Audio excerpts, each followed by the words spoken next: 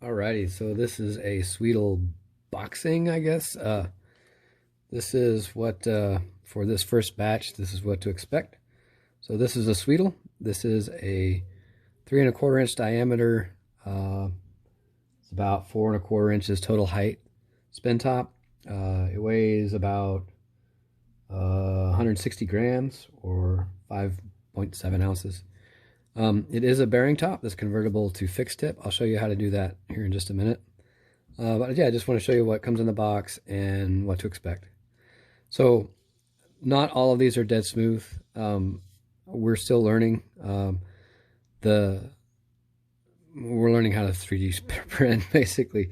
But I won't send it unless it satisfies a certain quality level in my mind when it's spinning in your hand. So they're all going to have a little bit of balancing. That's just a little bit of putty there.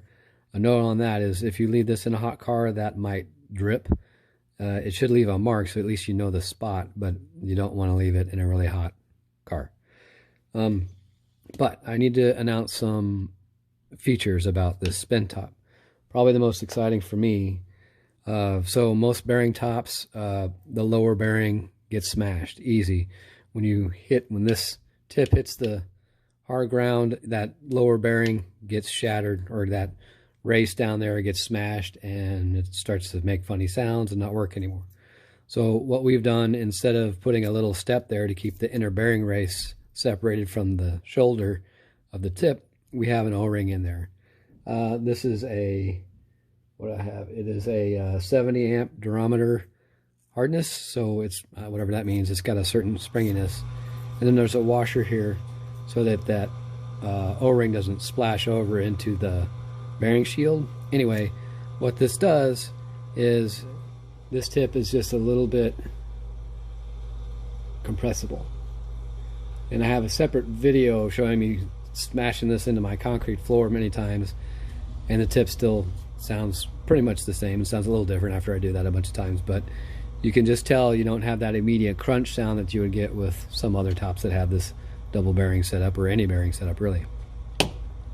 So other than that, it is a basic double bearing setup with a nut that goes down there, but there's the thread of the post comes up past that nut quite a bit, and what we're doing with that is, never mind that for a minute, we're going to call this a neff nut.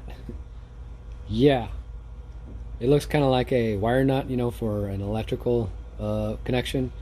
And never mind this little piece, I'll tell you about that in a second. Basically, that little hole there is threaded. You can pop this down onto that thread, and it takes a little bit of finesse. So you have to hold the top of it and then turn the tip and make sure you're not cross threading it. You back it up a little bit, make sure it's threading fairly easily for the first couple of turns, and then hold that wing nut with your finger and tighten with your fingers down there, and you have a fixed tip top that quickly. I don't know if this will come out easily for a left-hander. Yeah, no idea. So we'll just have to find out, because a left-hand regeneration is going to twist like this and maybe back it off. But from my experience so far, I don't think it will. What I do is I convert these to fixed tip, and then I balance them while they're fixed tip, and then that way I know it's as balanced as it can be with that blue putty that's there. So those are the features that I'm really excited about. It also comes with a little LED light. So that piece I was telling you to ignore for a minute, this is the bottom cap to this LED light, and if you screw that on there, we get a light inside. So this looks pretty awesome. I'm gonna send it probably with two different ones. This is just a white, and then this one over here is a flashing. The flashing is cool, but when you're actually in the dark, the flashing makes it kind of hard to find the top and make so it doesn't hit you in the face. But I'm including it, and so what you'll need to do to swap them out is just leave that base in there, because that's in there pretty snug so it doesn't fly out, and just swap out that. Now this battery might fall out. I think there's 3 in there. Yeah, there's 3, so just be aware of that. Even if it's a little loose, it's no big deal. screw that on, and you've got your flashing one now. So that's even easier to hook onto that post. Again, make sure you don't strip it out. And then let me turn the light off here. I still have a lot of lights on and it's still this bright. So this is pretty exciting. These are just Amazon lights. I mean, you can get a dozen of those for 10 bucks or so. So you're welcome to experiment with other lights and that sort of thing. We're going to try to include 2 of them. I'll turn the light back on for a minute and unscrew that. So I don't have a great way to do bearing and light at the moment. So ideally, if you screw it on and if it stayed up a certain level, you could still use it like this and have the light on it. But I think I'm going to need to make another type of adapter for that, and I'll send it to you if that's what you want. It's not hard to make, but for now, this is what I got. Okay. All right. So it'll also come with string that I make. This is 4-ply string. It's size 10 crochet through it, and it's 4x4. So there's 4 threads on each post, twisted up to make this size string, and it is about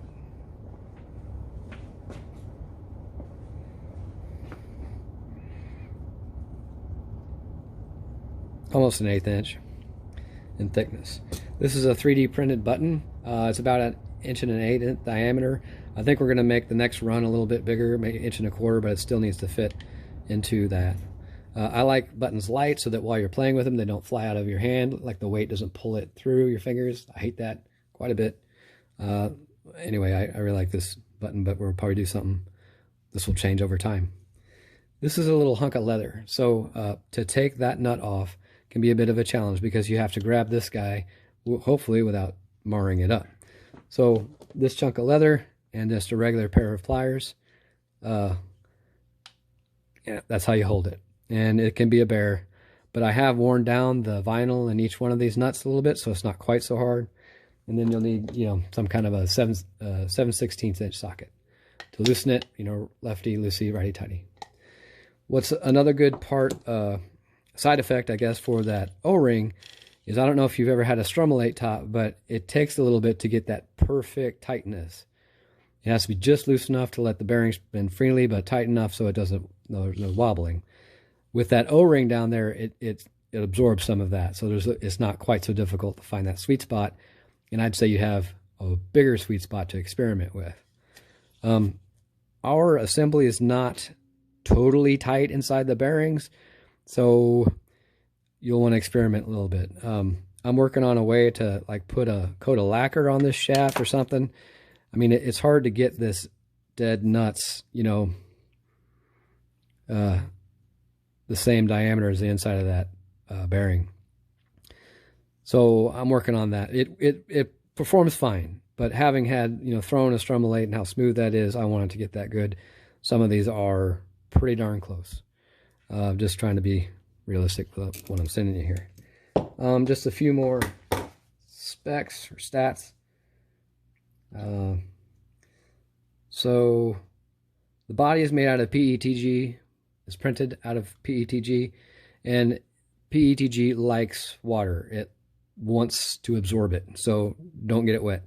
We do have a protective shell on it, or coating. This is XTC 3D from Smooth On, and pretty happy with it. Otherwise, this stuff stains really easily, so that's why that coating's on there, but also to keep the water off it. It's not like if it gets wet for a second, it's just going to bloom. You just don't want to soak it. You don't want to dye it. You don't want to clean it with any solvents. The only solvent that I've put on it that it doesn't seem to react to is mineral spirits. And Goof Off will take a spot off, but if you put a bunch of that on, you'll start wearing the finish off of it pretty darn quick. All right, so careful with the PETG. Other than that, PETG is so good. I mean, this stuff is hard, and I've been spinning these over a concrete floor. I have yet to break one. I have seen an early prototype break up here. I think it was due to a different type of coating I was using that actually had acetate in it and some other stuff. I think it just weakened it enough at that spot. So if one breaks,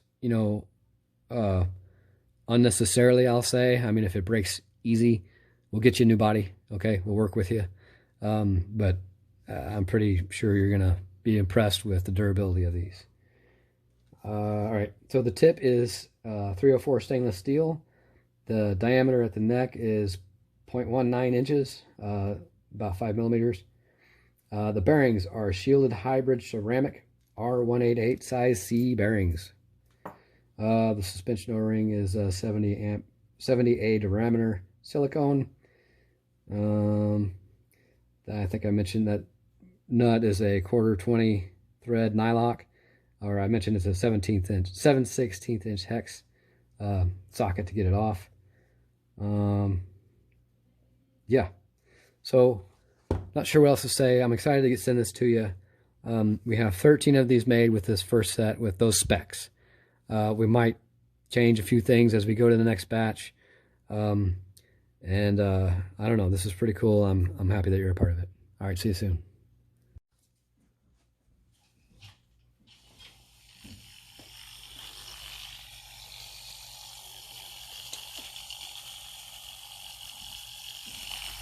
Just wanted you to hear it spinning. So as you hear, some of them have a little bit of chatter. We're not totally tight inside those bearings. That's hard to do. We might get there though. And if you grab the tip and spin it like this, some of these are going to have a little bit of wobble in the crown, but you won't really feel that when it's spinning. It spins pretty smooth. It spins a long time. I am happy with it. We're not quite up to Strumlate quality, but that's a lofty goal. Yeah, but we might get there. Anyway, I wanted to be real about what you're getting, and these first 13 are kind of spoken for. People who've expressed interest on Instagram or Facebook, I'm reaching out to you first, and then I don't know, hopefully soon we can do another run and make it even better. So thanks for your interest.